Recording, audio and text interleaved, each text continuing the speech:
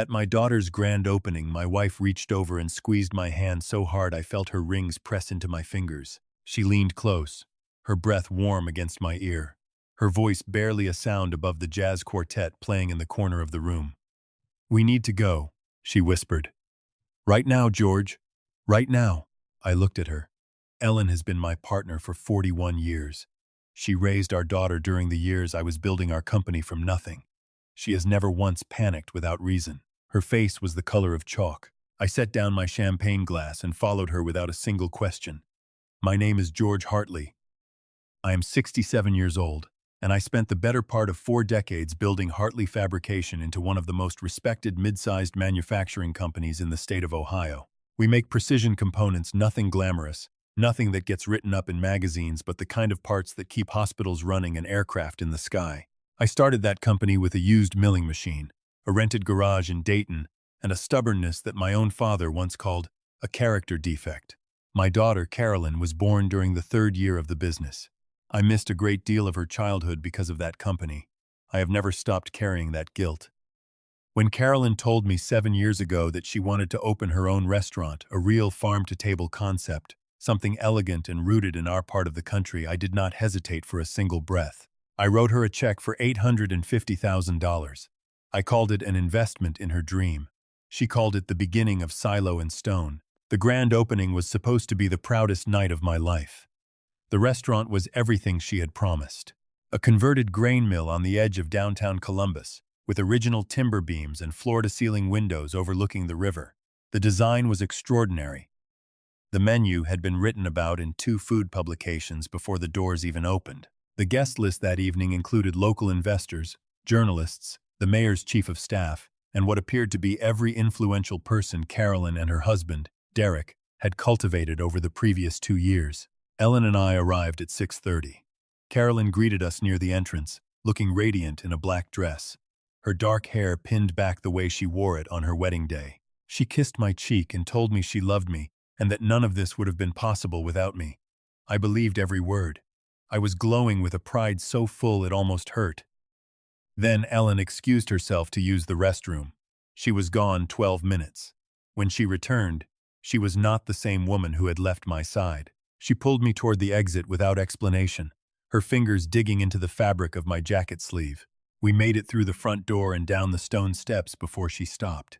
She turned to face me beneath the string lights hanging over the entrance path, and I saw that her eyes were wet. "Ellen." I took both her hands. "Talk to me. What happened?" She swallowed twice before she could speak. "I was waiting for the ladies' room on the 2nd floor," she said. "The hallway, outside the private dining suite. The door was open, George." "Not all the way, just a few inches. Derek was in there with 2 other men. I did not recognize them." She paused, pressing her lips together. They were laughing. "And Derek was holding a document, a binder of some kind. He was showing them a page. He said, and I heard this clearly, 'George, I was standing 3 feet away,' he said. 'The old man signed the transfer authorization 18 months ago. He thinks it was a standard operating agreement. He has absolutely no idea the capital is already redeployed.'" I stood very still. "Capital redeployed," I repeated. His exact words. Ellen gripped my hands tighter. "George, you told me Carolyn put your investment into escrow. You told me it was held under the restaurant's name." "It was," I said. "The attorney handled the transfer himself. The operating agreement was straightforward. The funds were designated exclusively for Silo and Stone." Ellen shook her head slowly. "Then what was Derek talking about?" I did not sleep that night. I sat at my desk at home until well past 3 in the morning, pulling up every document I had signed in connection with Carolyn's restaurant. The original investment letter, the operating agreement, the amendment filed 8 months later when the construction ran over budget. I read every page with the concentrated focus of a man who had spent 4 decades reviewing contracts. And then I found it. On page 11 of the operating agreement amendment, the document I had signed 14 months ago, during a Sunday afternoon at Carolyn's kitchen table, surrounded by renovation plans and paint samples and the infectious excitement of a daughter pursuing her dream, there was a clause I had not read carefully enough. Section 7, Paragraph C, Capital Reallocation Authorization. In plain language, buried beneath 6 paragraphs of standard operating language, I had authorized the managing partners of Silo and Stone LLC to reallocate up to 60% of initial investor capital into ancillary business ventures at their sole discretion, provided those ventures were related to the hospitality industry. My signature was at the bottom of that page. I stared at it for a long time. I had not understood what I was signing. I had been sitting at my daughter's kitchen table while Derek refilled my coffee, and Carolyn talked about the reclaimed wood they were installing on the ceiling, and I had initialed a stack of documents because I trusted my daughter completely. That trust had cost me a great deal more than money. I reached into my desk drawer and pulled out a business card I had kept for 2 years without ever using it. A former associate had given it to me at a conference. The man's name was Raymond Pruitt. He was a forensic accountant who had spent 15 years with the FBI's Financial Crimes Unit before going private. The card had a single line beneath his name. When the numbers stopped making sense, I set the card on my desk and went to bed. I did not tell Ellen what I had found. Not yet. Raymond Pruitt agreed to meet me the following Tuesday in a coffee shop 3 miles from my office. He was a compact, quiet man in his late 50s with the careful eyes of someone who spent his career looking for things that were meant to stay hidden. He did not ask many questions during our first meeting. He mostly listened. When I finished speaking, he folded his hands on the table and looked at me steadily. "How much access do you have to the restaurant's current financials?" "As an original investor, I'm entitled to quarterly statements," I said. "The last one I received was 4 months ago. And you haven't requested the current ledger?" "Not yet." Raymond nodded slowly. "Don't. Not directly. If Derek is managing the books, a formal request right now would alert him. I need 48 hours to look at the public filings first. What are you expecting to find?" He picked up his coffee. "I don't know yet. But when someone tells investors their money is in one place and it's actually somewhere else, there are usually 3 reasons: incompetence, panic, or design." He looked at me over the rim of his cup. "From what you've described, I don't think this was incompetence." I drove back to my office and did something I had not done in years. I acted like a man who knew nothing at all. I called Carolyn and told her the opening had been magnificent. I told her she had built something extraordinary.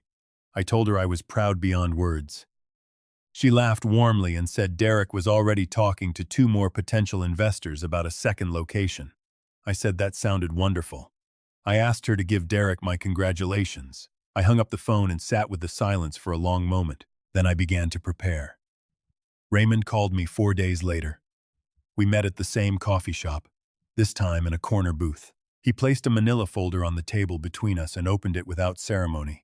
"Silo and Stone LLC was restructured 11 months ago," he said, quietly. "A secondary managing entity was added to the ownership structure.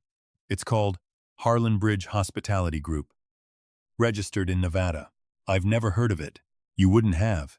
It doesn't have a website, a phone number, or any employees on record. It's a shell." He turned a page in the folder. "But it does have a bank account. And over the past 14 months, approximately $540,000 of the original Silo and Stone capitalization has been transferred into that account in increments small enough to avoid automatic reporting thresholds." The number landed in my chest like a stone. $540,000, I said, give or take. "The structuring is deliberate. Someone who knew exactly what they were doing built this." He turned another page. "Harlan Bridge Hospitality Group has 2 managing members listed in the Nevada filing. Derek Ashworth, your son-in-law, and a woman named Patricia Voss." I did not recognize the name. Raymond slid a printed photograph across the table. It was pulled from a social media profile. The woman in the photo was perhaps 55, well-dressed, sharp-eyed. She was standing on a dock somewhere warm, laughing at something off-camera. "Patricia Voss is Derek's mother," Raymond said. "Estranged from his family for years, from what I can gather, but she reappeared in his life about 2 years ago. Right around the time Carolyn was approaching you for the initial investment." I looked at the photograph for a long time. "Where is the money going?" I asked. "That's where it gets considerably worse." He took a slow breath. "Harlan Bridge has been making regular disbursements to 3 separate entities.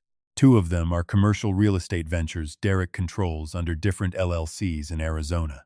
The third is a personal account held by Patricia Voss at a private bank in the Cayman Islands." He paused. "The real estate ventures are both in pre-foreclosure. They are underwater by over $1 million combined." Derek has been using your restaurant money to keep them from collapsing. He's been flooding a sinking ship with my money, I said quietly. And the ship is still sinking, Raymond confirmed. At the current burn rate, Silo and Stone will be insolvent within 6 months. When it collapses, Derek's plan appears to be a straightforward bankruptcy filing. The restaurant folds, the investors including you absorb the losses, and Derek and his mother walk away with whatever cash Patricia's offshore account is holding. I sat with that information for a moment. There's more, Raymond said. Of course there was. He turned to the final section of the folder. It was a series of printed emails, obtained through legal channels I did not ask about. Derek has been communicating with a private attorney about a potential guardianship action, Raymond said. He filed an inquiry 6 weeks ago. He described you as, and I'm reading from the email here, an aging investor showing signs of impaired judgment and increasingly erratic financial decision-making, likely due to early cognitive decline. I looked up from the folder. He's building a case, I said. He's laying groundwork, Raymond corrected. He hasn't filed anything. But if the restaurant collapses and you come at him legally, he intends to argue that your initial investment decisions were made under compromised mental capacity, that you were not competent to understand what you were signing. It would allow him to challenge your standing as a creditor. He closed the folder and looked at me directly. George, your son-in-law is not just stealing from you. He's been constructing an exit strategy that ends with your credibility destroyed and your legal standing eliminated. I looked out the window at the street for a moment. Then I looked back at Raymond. How much time do we have before he knows we're looking? That depends on how careful you're willing to be.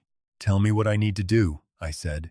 What followed were the strangest and most demanding 2 weeks of my life. In the daylight, I was nothing but a proud, slightly distracted father-in-law, slowing down, enjoying his daughter's success. I attended a lunch at the restaurant with Carolyn and said nothing but kind things.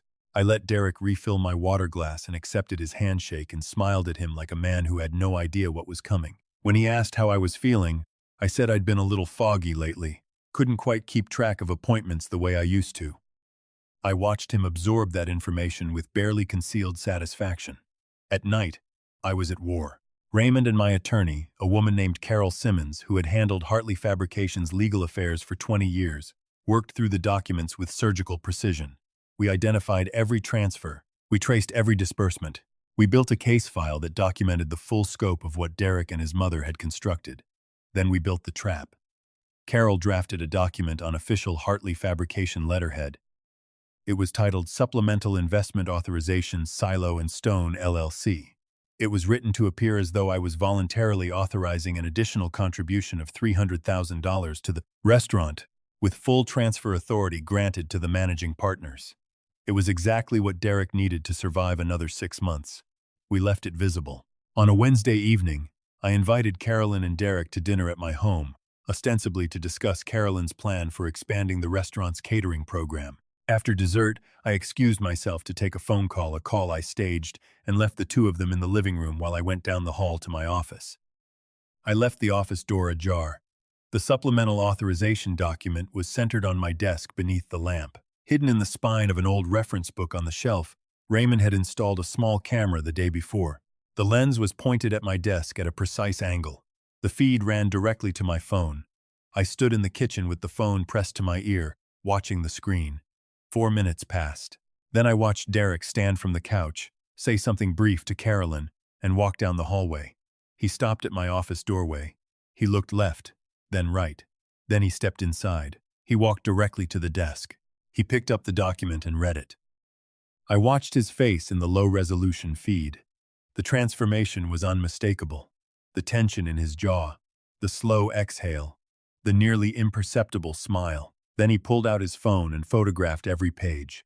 He placed the document back on the desk, adjusted it so it sat precisely where he'd found it, and walked out of the office. When I returned to the living room 3 minutes later, he was back on the couch, asking Carolyn about the new dessert menu. His expression perfectly relaxed. I sat down across from him and smiled. "Everything okay?" he asked pleasantly. "Better than it's been in a long time," I said. The following Saturday, Carolyn organized a dinner at the restaurant. A private gathering in the main dining room. She said it was to celebrate the first month of successful operation. The guest list included a dozen of her closest supporters, the interior designer who had worked on the renovation, and 2 local journalists who had covered the opening. It was also the evening Derek had scheduled, in an email Raymond had intercepted, to present me with the supplemental investment document for my signature. He intended to do it in front of witnesses, framing it as a family milestone, a father continuing to invest in his daughter's dream. Clean, public, difficult to challenge later. Ellen and I arrived at 7 o'clock. She looked beautiful. She knew everything by now. We had spent 3 evenings at the kitchen table going through the documents together, and she had cried once, quietly, and then set her jaw and told me to finish what I had started. Carolyn greeted us at the door. She was warm and happy and entirely unaware of what was about to happen in the room her husband had turned into a crime scene. I want to be honest about what that felt like. Carolyn was not Derek. Every piece of evidence Raymond had assembled pointed to Derek and his mother as the architects of the scheme. There was nothing in the documents to suggest Carolyn knew where the money had actually gone. She had been used as the human face of a fraud, her genuine dream, her real talent, her actual relationship with me weaponized as the delivery mechanism for her husband's theft. That was the detail I found hardest to hold, not the money, the way he had used her. We were seated at the long center table. The food was extraordinary, as it always was at Silo and Stone. Carolyn had prepared the menu herself. During the second course, Patricia Voss, Derek's mother, arrived. I had not been told she was coming. She walked in wearing a tailored cream blazer and moved through the room with the particular confidence of someone who believes she has already won. She took the seat beside Derek. She had not met me before that evening. When Derek introduced us, she shook my hand with a firm, deliberate grip and told me it was such a pleasure to finally meet the man who had made all of this possible. The phrasing was so calculated that I almost admired it.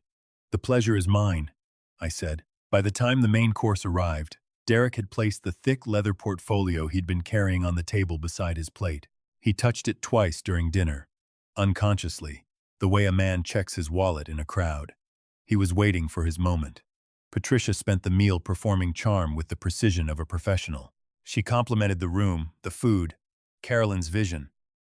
She mentioned twice, casually, that she had a background in hospitality development, that she'd been quietly advising Derek on the business strategy since the beginning. She was establishing her presence, her legitimacy, her connection to the enterprise. She was making herself a known figure in this room full of witnesses.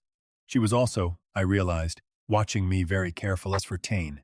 Near the end of the main course, she said something that I did not expect. "Carolyn told me you've been struggling a bit with fatigue lately, George," Patricia said, her voice carrying that particular texture of concern that is never actually about the other person. "It's so important at a certain age to let the next generation carry more of the weight. You've done so much. It must be an enormous relief to have Derek managing the details so you don't have to worry." The table went quiet for a fraction of a second. Ellen put down her fork. I looked across the table at Patricia Voss, this woman I had never met, who had been routing my money into offshore accounts for over a year, and I set down my napkin. "Let me tell you something," I said, and my voice came out in the register I have used in boardrooms for 40 years, the one that does not invite interruption. I don't struggle with fatigue. I struggle with dishonesty. And I've had considerably more of that to contend with than I expected. The table went very still. Derek's hand moved toward the leather portfolio. "I think," Derek said, adopting his most reasonable tone, "that Dad might be getting a little overwhelmed by the evening. Why don't we take a quick break and I can walk him through some paperwork? I brought something that would really give him peace of mind about the investment structure." He reached for the portfolio and began to open. Nothing complicated, just a straightforward authorization that would allow, "I know what's in that folder, Derek." He stopped. The room was completely silent now. The servers had stilled near the walls. Carolyn looked between me and her husband with the expression of someone watching two realities collide. "I know about Harlan Bridge Hospitality Group," I said. "I know about the Nevada registration. I know about the 540,000 acres transferred out of Silo and Stone, in increments designed to avoid federal reporting. I know about the 2 underwater Arizona properties you've been flooding with my money. And I know about the Cayman account registered to your mother." Patricia Voss moved to stand. I raised one hand slightly, and the 2 men who stepped through the service entrance at that moment, both wearing dark jackets, both moving with a very specific kind of quiet authority, were enough to stop her. "Raymond," I said. Raymond Pruitt walked in from the hallway. He placed a bound document on the table in front of me, without ceremony. Carolyn made a sound I will not describe. The full forensic record, I said to the room, to the journalists, to the investors who had leaned forward in their seats. 14 months of transfers, every disbursement, every LLC. The complete financial architecture of a fraud designed to drain this restaurant dry, blame the collapse on my supposed incompetence, and walk away with money that belongs to the people in this room. Derek stood up. His face had gone a specific shade of white I recognized from years of difficult negotiations, the color a man turns when he understands that the exit he planned no longer exists. "You don't understand the full picture," he began. "I understand all of it." I looked at him. "Including the guardianship inquiry you filed 6 weeks ago, the one where you described me as cognitively impaired." I let that sentence sit for a moment. I am 67 years old. I built a precision manufacturing company from a rented garage. I read every contract I sign, and I have spent the last 2 weeks building a federal fraud case against you with one of the most decorated forensic accountants in this country. I picked up the bound report and held it up briefly. "This goes to the U.S. Attorney's Office on Monday morning." Patricia Voss sat back down. Derek looked at her, and in that glance I saw everything: the years of her influence, the scheme she had designed, the son she had recruited into her plan. She looked back at him with an expression that was not comfort. It was calculation. She was already thinking about her own exit. "I didn't know," Carolyn said. Her voice was barely a sound. She was looking at Derek, not at me. "Derek, I didn't know any of this." He opened his mouth. She stood up from the table and walked out of the dining room. Derek watched her go. For one moment, beneath the fraud and the performance and the entitlement, I saw something that might have once been a real person. Then it closed over, and he turned back to me, and whatever he had been going to say died in his throat. "The restaurant," I said, "remains open. The employees keep their jobs. I have worked with Carol Simmons to restructure the ownership, removing Harlan Bridge from the operating agreement entirely. Silo and Stone is being recapitalized through a direct trust I established this week, held in Carolyn's name only. She will have the resources to operate this place the way she always intended." I folded my hands on the table. "You, however, are no longer a managing partner. Your interest in this company is dissolved as of tonight, pursuant to the fraud provisions in the original operating agreement, the one I actually read." I reached into my jacket and placed a second document on the table. It was a formal dissolution notice, notarized the previous afternoon. Derek stared at it. "The federal matter," I said, "is out of my hands. I reported the transfers to the appropriate authorities 3 days ago. What happens next is between you and them." Raymond stepped forward and placed a hand on Patricia Voss's shoulder, not roughly, just firmly, with the gravity of someone who has done this before. She shrugged it off, stood, looked at the room full of people watching her, and said nothing. There was nothing left to say. They were escorted out. The weeks that followed were not clean or simple. Federal investigations rarely are. Derek retained a lawyer and initially attempted to argue that the capital reallocation had been properly authorized under the operating agreement amendment, the clause I had signed, without reading carefully enough. My attorneys demolished that argument in 3 days. The clause existed to cover small, tactical, operational expenses. It was never intended, and could not legally be construed to authorize the systematic transfer of over $500,000 into a shell company controlled by Derek's mother.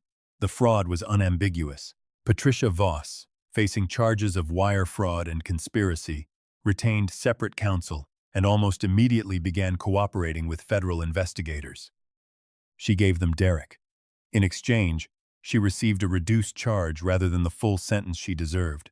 It was not the justice I would have chosen, but the full forensic record Raymond had built ensured that Derek's exposure was complete and unavoidable. He pled guilty 7 months later. I was not in the courtroom that day. Carolyn called me that evening. We had spoken many times over those months, carefully, painfully, rebuilding something across a distance I had not known was there. She had filed for divorce 2 weeks after the dinner. She had cooperated fully with investigators. She had stood in front of her staff the morning after the fraud became public and told them the truth and promised that the restaurant would survive. It did survive. It is surviving still. On the phone that evening, she did not say much for a while. Neither did I. We sat with the silence across the line the way people do when the words haven't caught up to what they're carrying yet. "I keep thinking about the day you wrote that check," she finally said. "You didn't ask for anything. You didn't put conditions on it. You just believed in me. I believed in you then, I said. I still do. She cried for a moment, quietly. I'm sorry, Dad. I know you are, I said. So am I. Ellen and I spent the following spring slower than we'd been in years.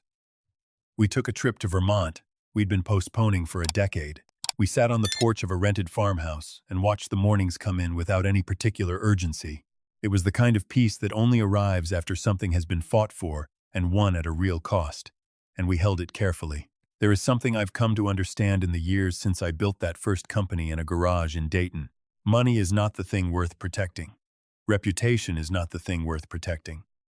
The thing worth protecting is the clarity to see what is real, the people who stand beside you in the dark, and the ones who are only there for the light. I gave my daughter a fortune because I loved her. What I nearly lost was not the money. It was the ability to look at myself in the mirror and know that I had not let greed win anyone's greed, including the quiet, comfortable greed of a father who signs documents without reading them because he wants so badly to believe the best.